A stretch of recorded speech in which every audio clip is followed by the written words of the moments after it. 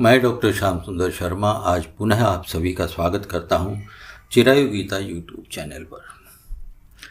हर school में लिखा होता है उसूल मत तोड़ो, बाग में लिखा होता है फूल मत तोड़ो, और हर खेल में लिखा होता है कि रूल मत तोड़ो। काश परिवार, दोस्ती, रिश्ते, इनमें भी लिखा होता कि साथ मत छोड़ो तो कितना अच्छा होता। किंतु महाभारत होने का कारण रूल तोड़ना ही था, अहंकार था, स्वार्थ था, व्यक्तिगत आकांक्षाएं थी। वो भी तो एक परिवार ही था। कौरव और पांडव दो भाइयों की संतानें, किंतु कौरवों ने हमेशा अपने लाभ के लिए,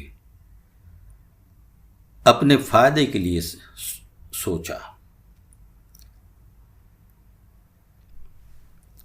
इसी तरह अगर हम हमारे जीवन में हमारे रिश्तों को सुधारने का प्रयास करें तो ये संभव है कि महाभारत न हो हमारे परिवारों में।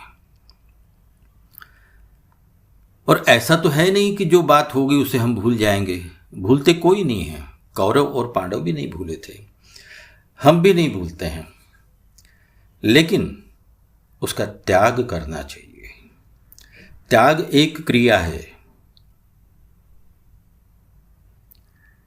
त्याग करने से आपके मन पर उसका प्रभाव नहीं रहता।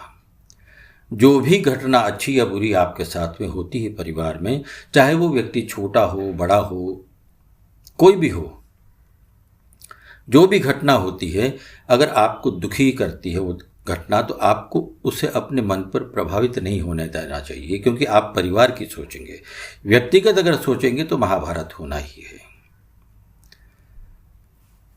व्यक्तिगत नहीं सोचना चाहिए। जीवन में कई बार ऐसी बातें होती है, परिवार में होती है, परिवार के बाहर भी होती हैं, कि किसी भी कारण से हम परेशान होते हैं और मन में एक गांठ पड़ जाती है, नाराजगी हो जाती है, जो नहीं होनी चाहिए, क्योंकि वो उस पल में वो घटना घटित हुई है। अगर हम उसी पल में उसको त्याग देंगे, छोड़ देंगे, तो वो हमारे जीवन में आगे तक नहीं आएगी। एक बार एक बस में एक वृद्ध महिला एक सीट पर बैठी हुई थी, उसका भी कुछ सामान था, और अगले स्टॉप पर एक युवती चढ़ी और बड़बड़ाती हुई गुस्से में ऐसे चढ़ी और अपना सामान लेकर के उस वृद्ध महिला की सीट में उसके साथ पर बैठ गई। अब बैठने के साथ में ही मालूम नहीं क्यों ऐसे बड़बड़ाती हुई आई थी वो, और वो अपने सामान से, अपने बैग से उस युवती को थोड़ा चोट पहुंचाने लगी, और जानबूझकर। जब कई बार ऐसा उसने किया तो उस युवती से रहा नहीं गया। उस वृद्ध महिला से उसने पूछा कि मैं इतनी देर से आपको परेशान कर रही हूँ, मेरे बैग से आपको चोटिल कर रही हूँ, फिर भी आपने कोई प्रतिक्रिया नहीं की, आपको गुस्सा नहीं आया, आपने कुछ कहा नहीं मुझे। उस वृद्ध महिला ने उस युवती से कहा कि मैं तो अगले स्टॉप पर उतरने वाली हूँ, मेरी यात्रा तो वहाँ समाप्त हो जाएगी, तो इन छोटी छोटी बातों को मन में लेकर के मैं क्यों चलूँ? मैं उतर जाऊँगी, भूल जाऊँगी कि ऐसा मेरे साथ हुआ था, तुम मेरे साथ में आई थी, अपने बैग से मुझे चोट लगा रही थी। कोई अर्थ नहीं उस बात को याद करने के लिए, उस बात में कोई रिएक्ट करने की भी आवश्यकता नहीं है।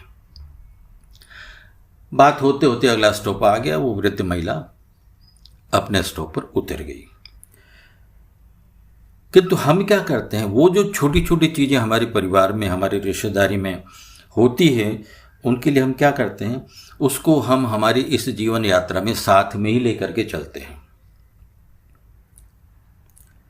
यानी दूसरों से ईर्ष्या करना, क्रोध करना, नाराजगी, मनमुटाव, बदला करने की भावना कि हम ऐसा किया है तो हमने भी ऐसा करना चाहिए, मन में असंतोष उन सारी बातों का, और उन सबको क्षमा नहीं करना, मन में गांठ बांध लेना और इसी तरीके से जीवन बिता देना।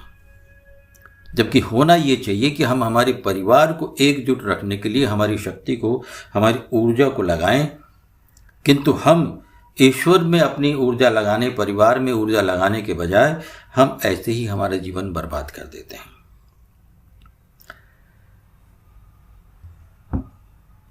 श्रीमद् भगवद गीता का जो पहला श्लोक है, धृतराष्ट्र ने कहा है, और उसके बाद में धृतराष्ट्र का एक भी श्लोक नहीं है, एक भी संवाद नहीं है।